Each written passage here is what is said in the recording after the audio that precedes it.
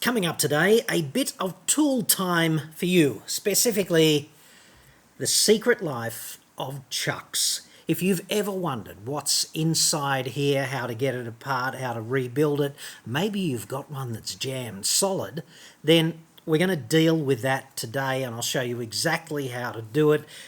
At the end of this video, you will be a chuck manipulating Jedi.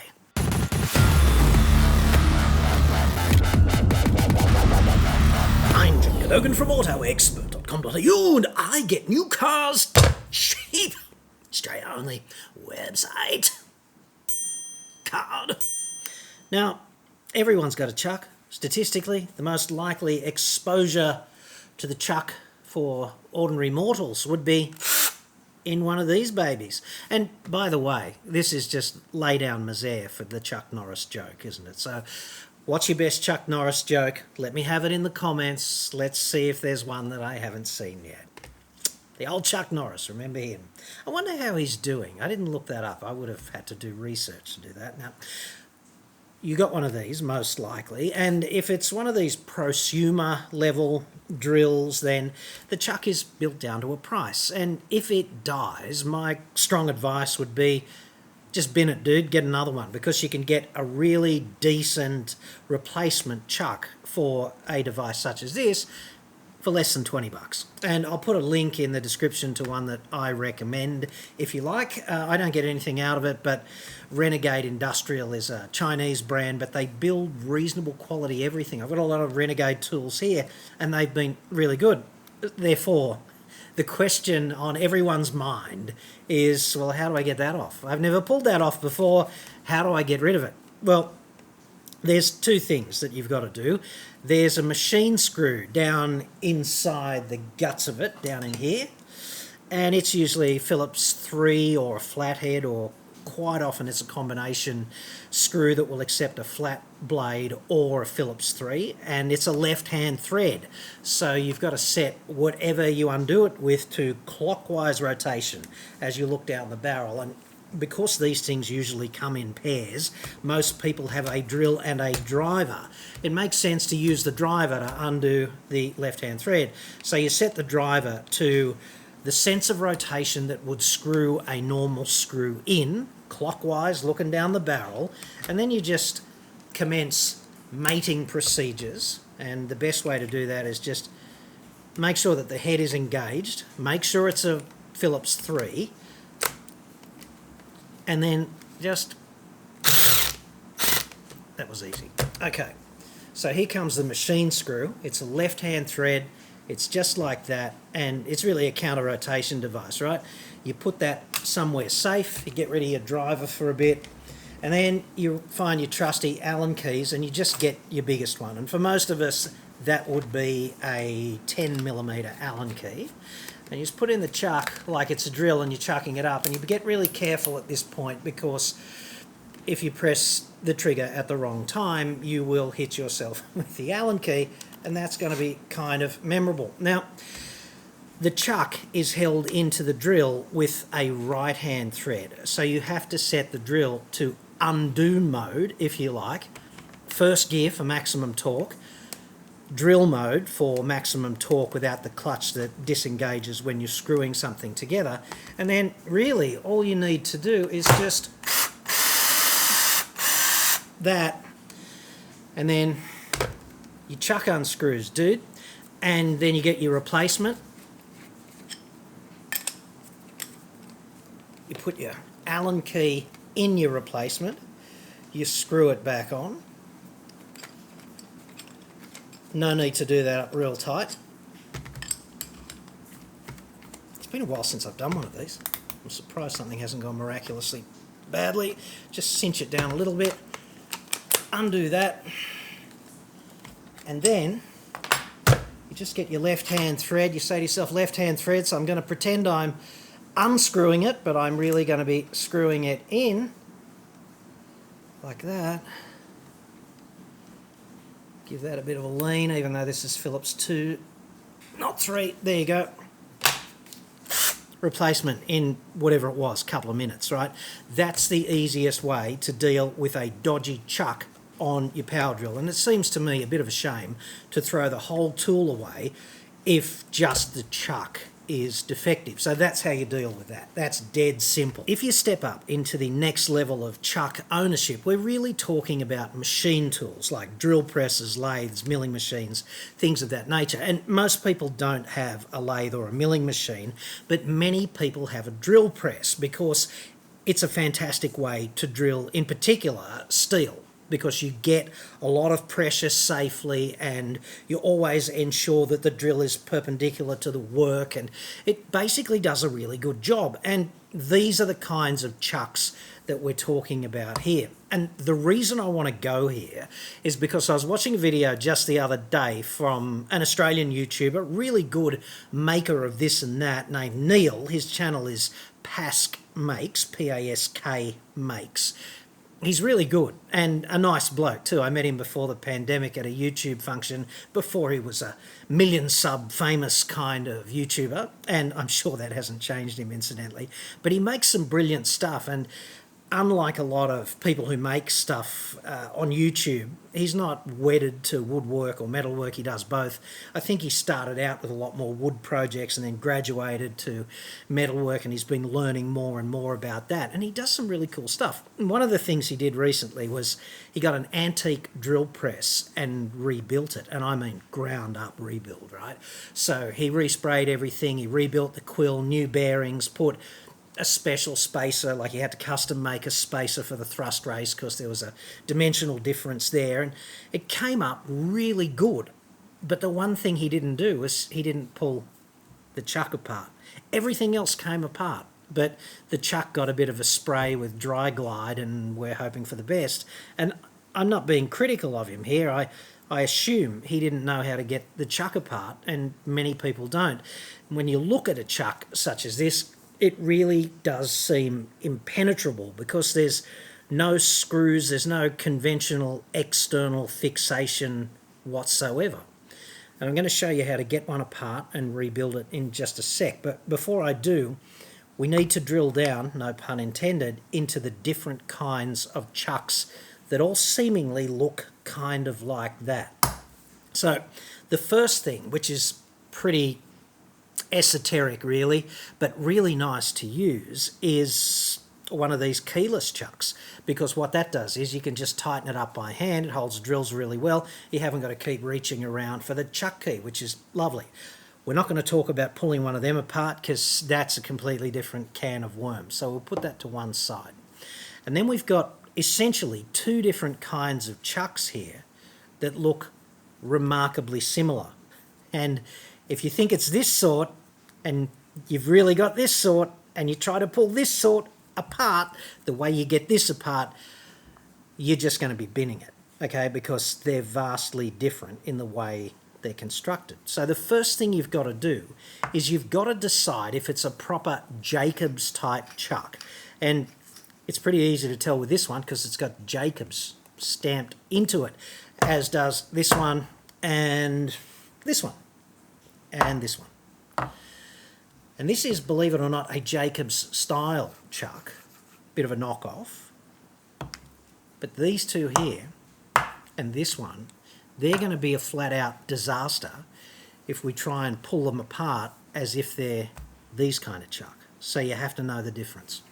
And the difference is, it's really critical from a disassembly point of view, this piece on the outside, including the teeth, on a Jacobs chuck, it's all one barrel and it's machined out of a substantial solid piece of steel, okay? This piece here that rotates is one piece. That's it. And it sounds like a heavy thing, right? That's not the case with one of these non-Jacobs chucks. This is a piece of sheet metal and it's really springy and it feels lightweight. And it's really just a clamp to hold this thing together here with the teeth on it for the rack, which is really also a nut. We'll get into that. You'll see exactly what I mean when I say this is a nut, because there's a similar kind of nut inside one of these.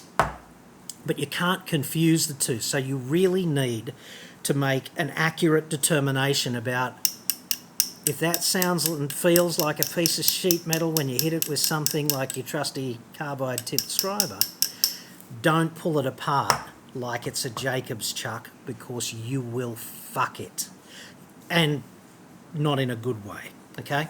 So these sorts of chucks are all Jacob's style chucks, and chucks come in two parts really. When you get them out of the machine, they're really like this. They've got a chuck and an arbor, and the arbor goes into the chuck on a taper like this, and that's all that holds it together, is just the pressure against the tapered surfaces, right? It's a precisely ground, very smooth, fine surface, and you should wipe the oil off before you put them together. And to get them together, you just put the arbor in the chuck and give it a couple of nice taps with a soft face hammer so you don't damage this bit, and it'll stay there for a long time. And this is one of the problems, because although I have not yet seated this one, this is a Weldon shank to whatever this taper is, I can't tell off the top of my head, but once it's been there for donkey's years and you don't know the history of the chucks, as I don't with these, it's really hard to get the arbor off.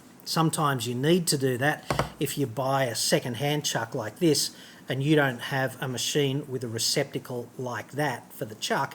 That's kind of a problem. Got to get it off. That's a completely different can o' worms. But you don't really need to get the arbor out of the chuck to pull it apart. So that's the first thing to remember.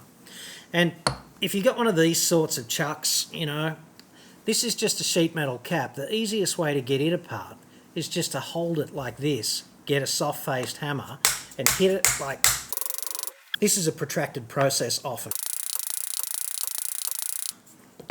You can do that a million more times, and before the heat death of the universe, you'll just see there's a crack opening up there between this hardened rack and this sheet metal cap. So you just kind of keep going. You persevere with it. You can build a little clamp out of plywood or something to hold this. You could just drill a hole in the plywood and cut a slot in it, hold it in the vise and keep going. And this cap will pop off, and then you'll be able to get at the inner workings. That's how you get these ones apart, incidentally. The other way to tell them apart is that the non-Jacobs type usually has radial sort of circumferential rings, whereas the Jacobs style of chuck typically has these longitudinal sort of slots, and you can tell that this is all one piece of steel. So what we'll do is we'll go over to the press and we'll get it apart. I'll show you exactly how to do it. You don't need very much special equipment to do it, but one of the things I would strongly suggest, if you're going to do this yourself, if you've got a press, what you do is you back the jaws up. So you might end up with, you know, there's your jaws, okay? Don't back them all the way up. Just back them up enough so that you'll be able to rest the face of the chuck without the jaws engaged at all on the press. Because what we're going to do is we're going to press this bit down over the nose of the chuck. And you don't want to back the jaws all the way back, because if you do, they'll stick out so far back here that they'll interfere with this sleeve, and you might chip the teeth that on the threads that drive the jaws up and down. So you really don't want to do that. What we want to do is we just want those jaws only just inside the top of the chuck so that they won't bear any pressure when we use them on the press. So let's go over there and do that, and I'll show you how easy it is to get one apart.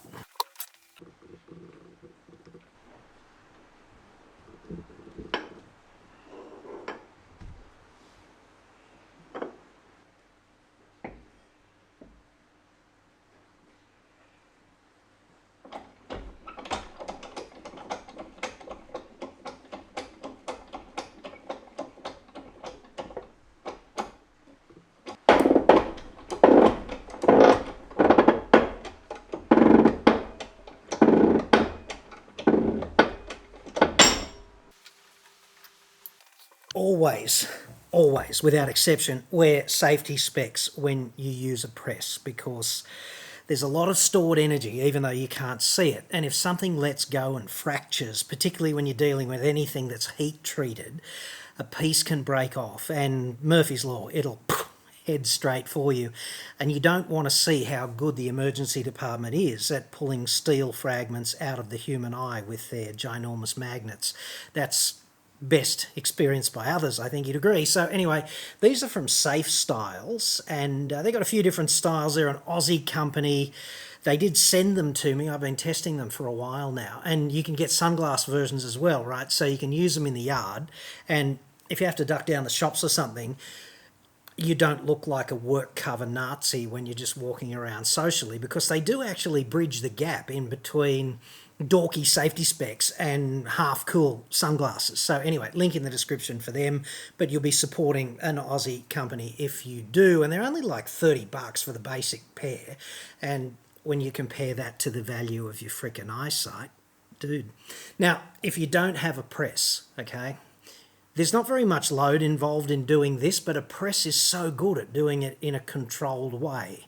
Like, you could probably do it in a vise if you could rig something up appropriately. For this, chuck a 46mm socket, just about the perfect pressing die to get this sleeve off. But the easiest way to do this is just to go and talk nicely to your local mechanic and slip him $20 or something and say, hey, can you just press this off? Here's how it comes apart. I just want to fix it.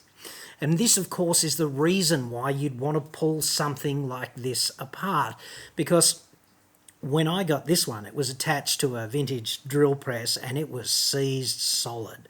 I got the whole thing for like $100 from the local scrap metal joint, and it hadn't done that much work, but it had been like neglected for 10 or 12 years. And it's a really good cast iron, heavy duty, simple drill press, which is like made in Australia too. In the 80s, I think they made it. So anyway, I got the chuck moving by virtue of just spraying it endlessly down into this seam here with WD. And people think the best thing about WD is that it's a penetrating oil. But the best thing about WD is the solvent. It's mainly solvent. So what you're doing is basically getting a whole bunch of solvent in here, and it's going to work on whatever's literally gummed up the works. And it's kind of just, I can just see on top here, it's kind of full of varnish and the accumulated detritus of, 50 years worth of, 40 or 50 years worth of neglect or inattention, whatever.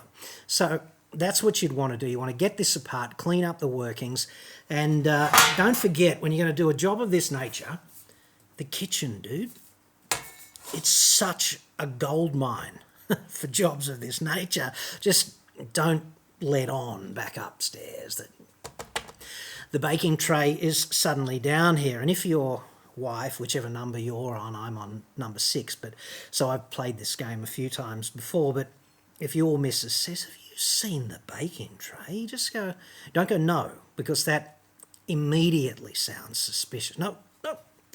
Just say, baking tray, right? Just make her think she's losing her mind. That's your job in any case. So, okay, here's how you get it apart. Once you've broken that seal, you should be able just to knock this last bit off gently, like that. And here's your relatively solid steel ring. Here's the cleverest thing I think I've ever seen with such a simple machine.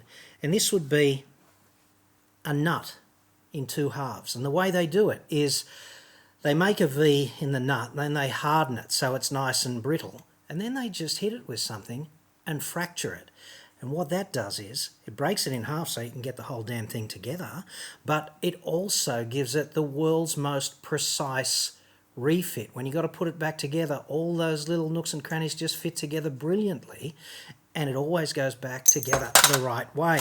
So what's in here is a precisely machined surface that matches this surface. That's what we overcame with the press, because it's a press fit that holds the whole thing together.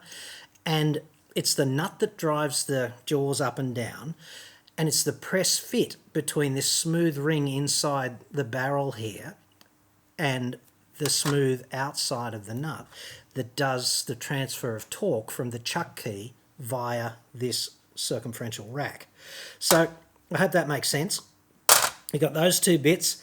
Then you've got the body of the chuck, and then you've got the jaws. Now, the jaws, you might be tempted to try and pull the jaws out backwards. That won't work. They come out counterintuitively out the front, and they are sometimes a little bit hard to grab hold of, which is why it's nice to have a mafia murder weapon here, just a nice sort of ice picky thing, and you can just press these out. Now, I know there are going to be some people, when they see me do this, they're going to say, but you haven't taken any record of, you know, the locations of these jaws. And to that, I would suggest, respectfully, that you don't need to have a record of which jaws went where, because the chuck can only go back together one way, really. It can only go together one way.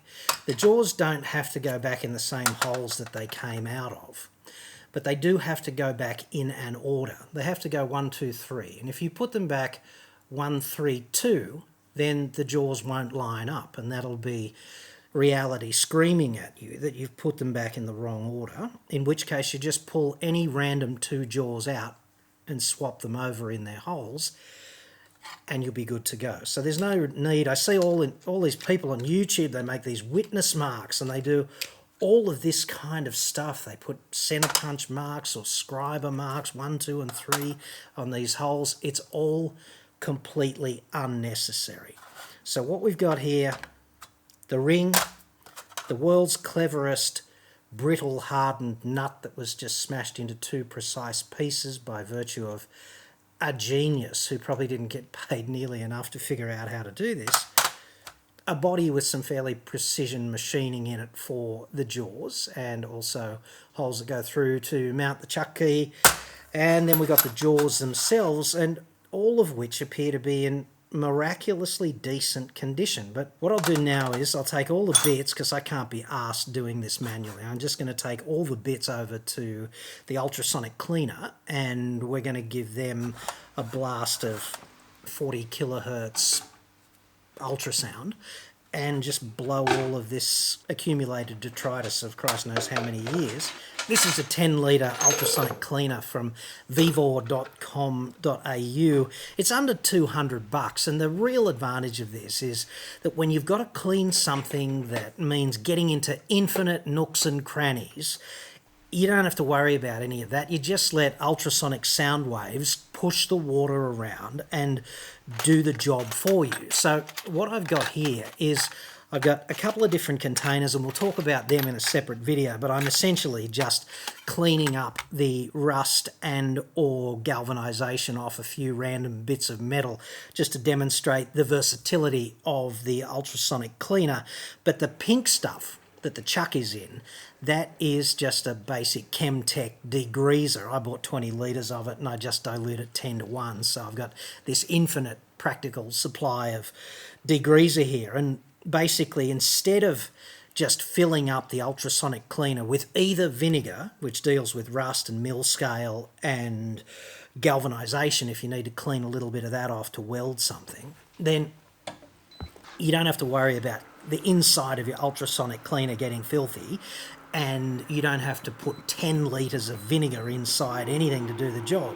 What's basically in here is the balance of the volume is just normal tap water, and the individual containers contain the working chemical, either the vinegar or the degreaser, and they're just doing their specific jobs. The containers themselves are basically transparent to ultrasonic sound waves, allowing them to pass through the water, through the container, and into the working chemical. So your chemicals last longer, you use less of them, and you can do 2 jobs at once by mixing and matching as you see fit, just with the containers that you've got at hand, which can also come from the kitchen if you want. Okay, so it's been a couple of days. Well, it's been about 10 seconds for you, but it's been a couple of days for me. I got tied up, Dad got sick, blah, blah, blah. Life was a bit uncertain for a while. But anyway, these are the bits that came out of the vibratory cleaner in the vinegar, and this is the disassembled chuck. And I got to say, the vibratory cleaner just does such a great job getting into the kinds of things that would just be a world-class pain in the arse, even with a toothbrush, all these little passages and nooks and crannies and things of that nature. It's got a little bit of surface rust, but surface rust that happens over a couple of days is just a powder that wipes off, and we're going to do that now. I wanted to point out just how versatile these vibratory cleaners are, because this bit of pipe here used to be galvanised, and you can quite clearly see just here the welded seam in the pipe. It's not galvanised anymore, and that is absolutely brilliant. It's a really good way of selectively removing a little bit of galvanisation and from the inside. And you might say to me, why do you want to do that? And I would recommend you do it every time you weld anything galvanised, because the last thing you want to do is breathe zinc vapour. It's really bad for you. Same thing with this galvanised bracket. You can see just where the tip of the galvanised bracket was out of the vinegar, and it's still galvanised, but the rest of it is just bare steel now. So sheet metal, structural shapes, it's all the same, dude. And all we need really to bring this stuff, all of this stuff, back to its real form of glory is something like a bit of Lanox, what do they call it, MX4, which is really good stuff. And, you know, you just spray a little bit around. We're just going to work it all into everything. And if we wipe it with a rag at the same time, it's going to smell like Auckland on a Friday night, which is always uplifting, but it's also just a really good protectant, and the act of just wiping it off is going to take any of that surface flash rusting and just throw it away, which is exactly what we want. So just bear with me while I get that done. Okay, so super impressed with all of that. Obviously, the main body of the chuck does not look like it just came off the CNC machine that made it, but it's pretty good for a piece of steel that's 30 or 40 years old, I'd have to say. And the teeth just, well, they look virtually brand new. They're extremely hard, so they're not really amenable or subject to that much wear. There is a little bit of light chipping in a couple of these jaws, though.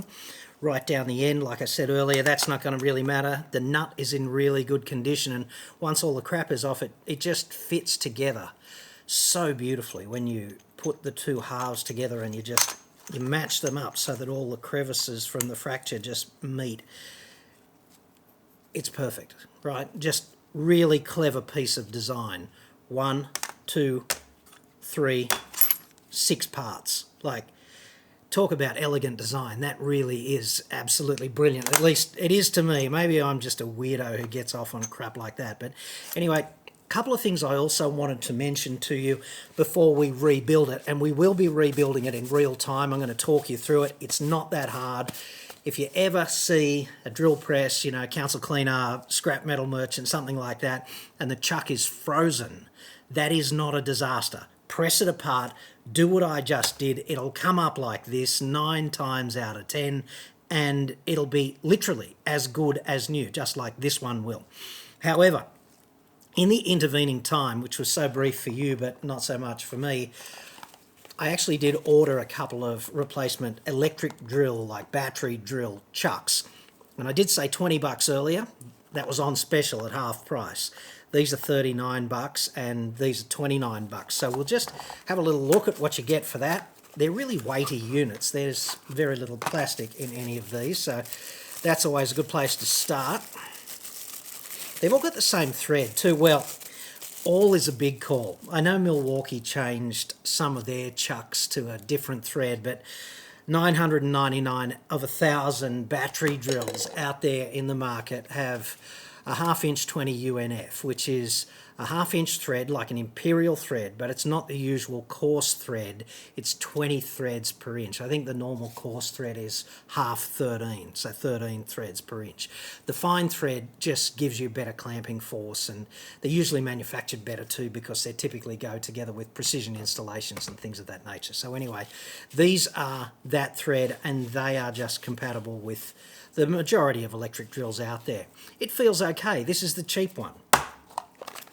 The $40 one, 39 something, it's got the red ring, so it's just like a Canon L series lens in some respects, I guess, but it's got carbide jaws and it feels really good, you know, like it It feels really good, this thing, so I'd be spending the $40 instead of spending the whatever it is, $100 on a replacement drill if the chuck in my battery drill just carked it one day, and I'd look at this lasting practically forever. It feels good.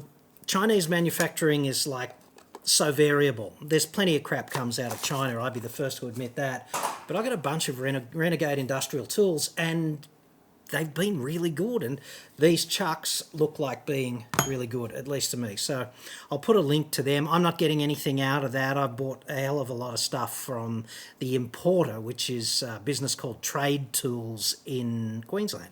So there's that. The shipping's really good. It always arrives. It always arrives speedy. They just do a really good job. So let's just talk about getting this chuck back together now, shall we? There's a bit of debate about what you should do. I'm going to put some grease on the threads at least. It can't hurt, right? People say that, you know, chips are going to get in there and the grease helps chips stick to the whatever. I don't see it like that. I just think, you know, a little bit of grease on the teeth. This is just that red tacky stuff that's high temperature and wheel bearing and all of that palaver. It's overkill for an application like this that doesn't move very fast, never gets hot, etc. But it's not a bad idea. And just a little bit, maybe a little bit on the threads. That can't hurt either, because these parts are going to hopefully stay together for another decade or so. And then maybe someone else might be pulling this chuck apart, fixing it. Who knows?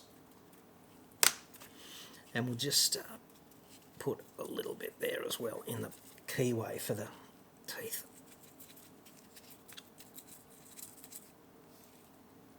Not too much. Doesn't need to be much for an application like this. All right, so it's a bit of a lottery. You never know if you're going to get the teeth in the right order or not, but it's really easy to fix if you don't. So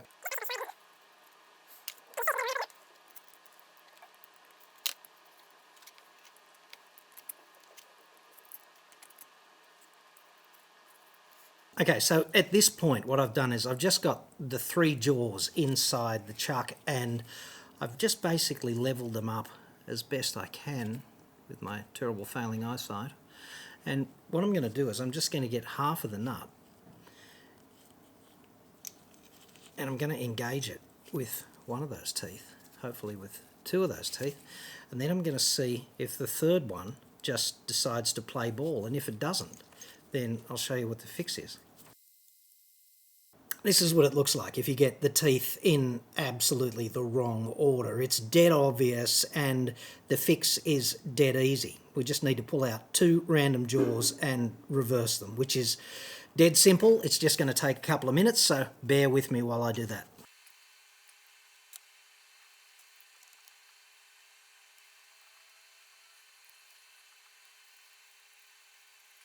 And there's the fix, right? You don't need to put witness marks on the jaws, and you don't need to put witness marks on the body, because there's only 2 possible relative orientations of the jaws. There's only 1, 2, 3, the right order, and if you get it wrong, it's going to be 1, 3, 2. So you just pull out 3 and 2 and you swap them over and you get 1, 2, 3. It's really that simple. And then all we've got to do from now on is we'll just get the jaws back inside the body, but not too far back, so just so they clear the leading edge of the body here. And what I'm going to do, I'm just going to wipe the surface that's going to be subject to the press fit, okay? Just going to wipe that down gently and get most of the oil off, most of the oil and the grease off. It doesn't matter, it doesn't have to be surgical, but it'd be nice if it was reasonably clean. And I'm going to do the same thing on the inside here and just get most of the scent of Auckland just off the press fit surface. Okay, that'll get back. And then obviously it's going together like that, and then all we need to do is back to the press, shove it all together. Bob's your mother's brother.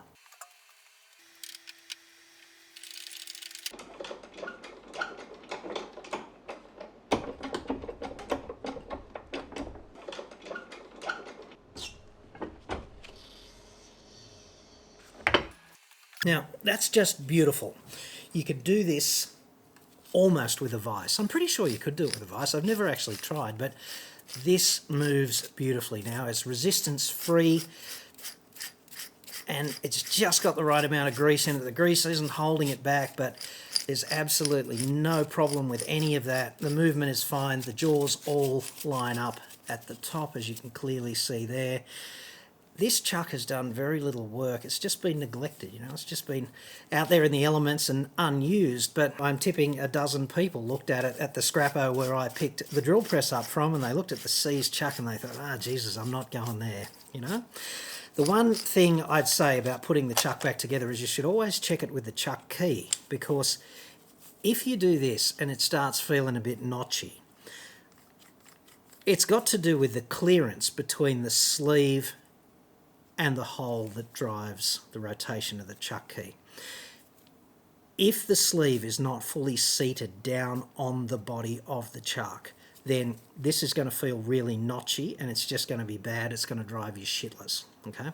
So you just want to check that. Sometimes I guess if there's a bit of wear, you could actually push this too far down, in which case the beauty of hydraulics is you've got really fine adjustment potential, and you could just invert the jaws, invert the chuck in the press, and then press the sleeve just a fraction of a millimetre back this way, and then that would increase the clearance, and you just might have to fudge it a little bit until you get this Goldilocks engagement that feels like it came out of a proper machine shop, which it absolutely did. Just for completeness, before I let you go, perhaps we should talk about the secret life of arbors, because a chuck like this, it's fine, but in isolation, it's not going on a machine anytime soon because there's no thread in here.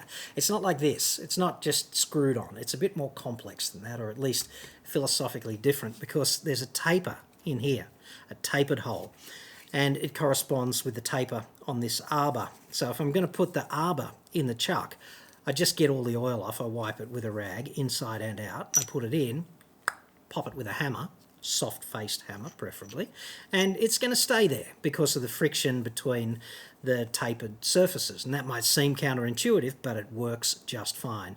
In fact, often it works too good, and it's a real bastard to get them back out. So you want to be careful about putting the right arbor in the chuck, because otherwise you could be doing a couple of hours work. Anyway, the most common attachment is a Morse taper. They come in different sizes. The drill I got from the scrappo is not like that. Like the main shaft of the quill just ends like that, and the chuck goes up the end of the quill like that, and it's just different. Most modern drill presses are Morse taper, and the ones you put in your own shed, usually Morse taper 2, which this is, okay? So you've got your brand new Morse taper 2 arbor, but you might one day get a machine with the Morse taper 3 tailstock, like a lathe, or the big drill press that I upgraded to, which is Morse taper 4. So you've got Morse taper 2 on your baby drill press, and then you've got Morse taper 3 and Morse taper 4. What do? They make sleeves for Morse tapers. This is Morse taper 2 to Morse taper 3, which is great, okay? Just adapt it up, and this is Morse taper 2 to Morse taper 4, same thing, just adapt it up. They come with these little wedges, which if they don't come with that, you just make one. You cut a piece of steel like that at a bit of an angle, you make a wedge and you just drive it in there when you want to pull them apart for real. So that's kind of how this works. You just need to make sure you've got the right arbor, and if you've got various machines, the fundamental arbor that goes on the chuck, the best one to get is the smallest one, because you can adapt it up easy, whereas if you get an arbor with a Morse taper 4 on it, you really can't adapt it back to Morse taper 2, at least not easily. Hopefully now you know more about chucks than you did. I certainly hope so. And if you come across a drilling machine at garage sale, council clean up, the local scrappo, you know, whatever, and it's got a seized chuck, don't automatically assume that the machine has to go in the bin and it's going to be too expensive to fix or replace or get it off, whatever. As you've seen, they're some of the most simple devices. Brilliantly elegant, simple, robust. They survive the slings and arrows of a great deal of abuse, and they're dead simple to get apart and refurbish. And if this has helped you, then my work here is done, and thank you very much for watching.